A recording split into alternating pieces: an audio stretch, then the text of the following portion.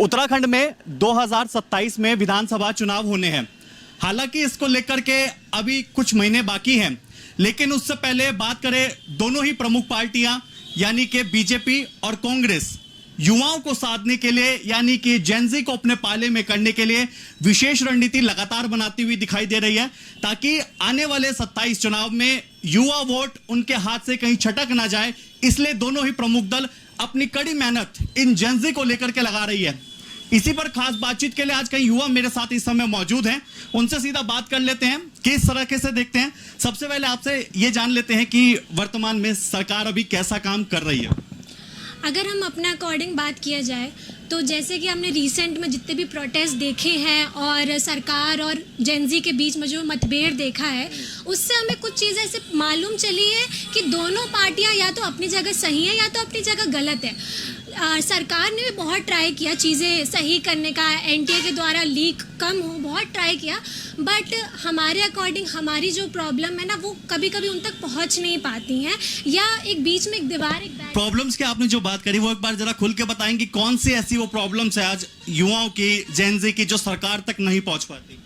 जैसे कि मेन तो प्रॉब्लम हमारा पेपर लीक से रिलेटेड था। उसके अलावा भी आज के टाइम में पूरे देश में 10 प्रोटेस्ट चल रहे हैं।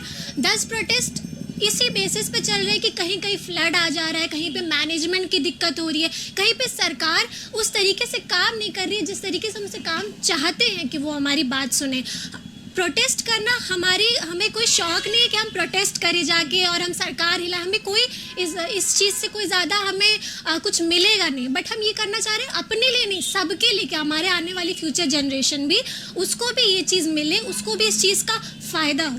तो बिल्कुल युवाओं को कहीं ना कहीं आज भी ये लगता है कि उनकी जो बातें हैं, उनकी जो प्रमुख चीज़ें हैं, वो सरकार तक नहीं पहुंच पाती। इसको लेकर के भी एक विशेष रणनीति ऐसी तैयार हो ताकि डायरेक्ट उनसे कोऑर्डिनेट हो सके, उनसे बातचीत हो सके। और भी मेरे साथ युवा मौजूद हैं।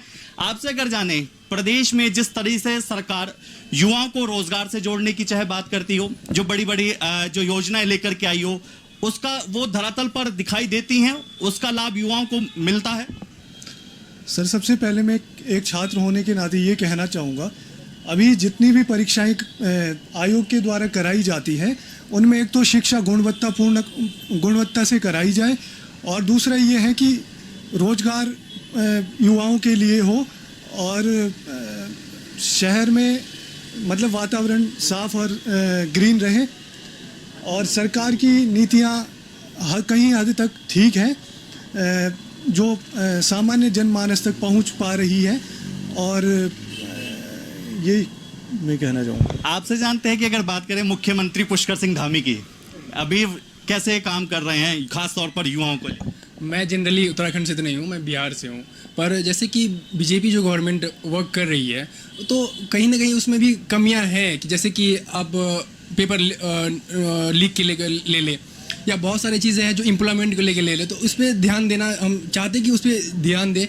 बाकी और सब काम सही तो हो रहा है, पर इस पर थोड़ा ज़्यादा कि स्टूडेंट है हमारा, तो हमारा पहले सरकार तक पहुंचनी चाहिए कि हमारी मांगे क्या है, कि गवर्नमेंट स्टूडेंट को चाहिए क्या, अच्छा इंफ्रास्ट्रक्चर जो सही से उसमें काम कर सके, उस चीज़ को लेके जो एजुकेशन को सपोर्ट करे, एजुकेशन को आगे बढ़ाए, और एम्प्लॉयमेंट जो कि एम्प्लॉयमेंट जनरेट करे। तो हम चाहते हैं कि बीजेपी गवर्नमेंट बिहार में भी अच्छा करे, ताकि हम लोग को बिहार से आके उत्तराखंड में आके ना पढ़ना पड़े, कि अच्छा यूनिवर्सिटी वहाँ पे अगर बनाया जाए, वहाँ पे अगर एजुकेशन सिस्टम को सुधारा जाए, तो बेटर चीज़ ये होगा कि हम लोग यहाँ से बिहार से ना उत्तराखंड ना आना पड़े।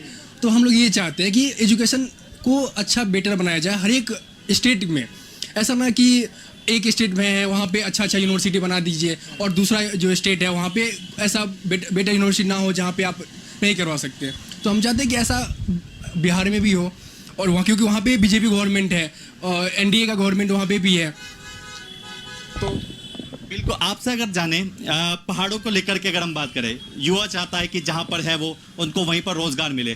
पहाड़ों में एक बहुत बड़ा चैलेंज रहता भी, आपको लगता है कि सरकार आज पहाड़ों में ज़्यादा से ज़्यादा रोजगार युवाओं को भी उपलब्ध करा रही है? मैदानी इलाकों में तो देखने को मिलता ही है, लेकिन पहाड़ों में एक बहुत बड़ा चैलेंज रहता है।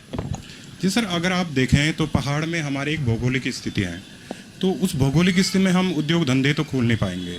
पर सरकार से यही निवेदन है, जो गवर्नमेंट की जो जॉब आती हैं तो गवर्नमेंट की जॉब होती है, उसमें अगर फेयर तरीके से अगर परीक्षाएं होती हैं और अगर मैं कंपटीशन की तैयारी कर रहा हूँ, मैं रोज़गार पाऊँगा, अगर मैं शिक्षक की तैयारी कर रहा हूँ, अगर मैं रोज़गार पाऊँगा तो मैं कहीं ना कहीं पहाड़ में रहूँगा, वहाँ पे अपने घर मेरे बाल बच्चे या घर वाले रहेंगे।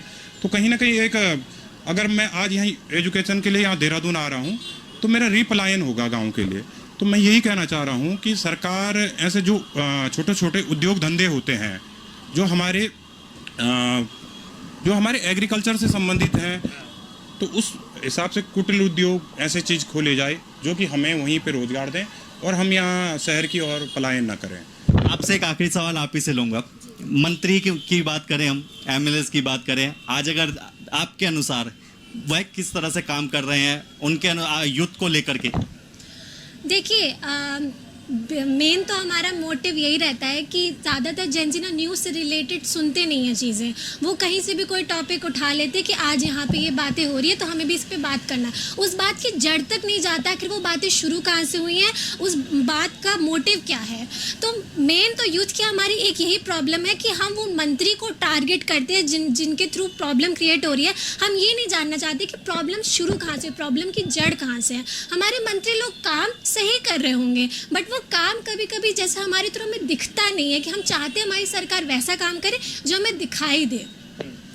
सर, शिक्षा व्यवस्था बहुत महंगी हो चुकी है। मैं ये चाहता हूँ सरकार से कि शिक्षा व्यवस्था में सुधार किए जाए ताकि हर गरीब तक शिक्षा पहुँच पाए।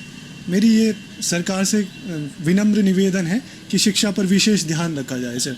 तो बिल्कुल देखिए, आने वाले 27 विधानसभा चुनाव को लेकर के जैसा हमने पहले बताया कि दोनों ही प्रमुख पार्टियां बीजेपी और कांग्रेस लगातार जेनजी को साधने के लिए नई नई रणनीति बना रही है ताकि आने वाले चुनाव में जो युवा वोट है वो कहीं उनके हाथ से छिटक ना जाए। इसीलिए लगातार हर क्राइटेरिया से, हर एक नए एजेंडे के आधार पर लगातार युवाओं को साधने पर काम किया जा रहा है। और इसी को लेकर के आज हमने कई युवाओं से बातचीत भी की।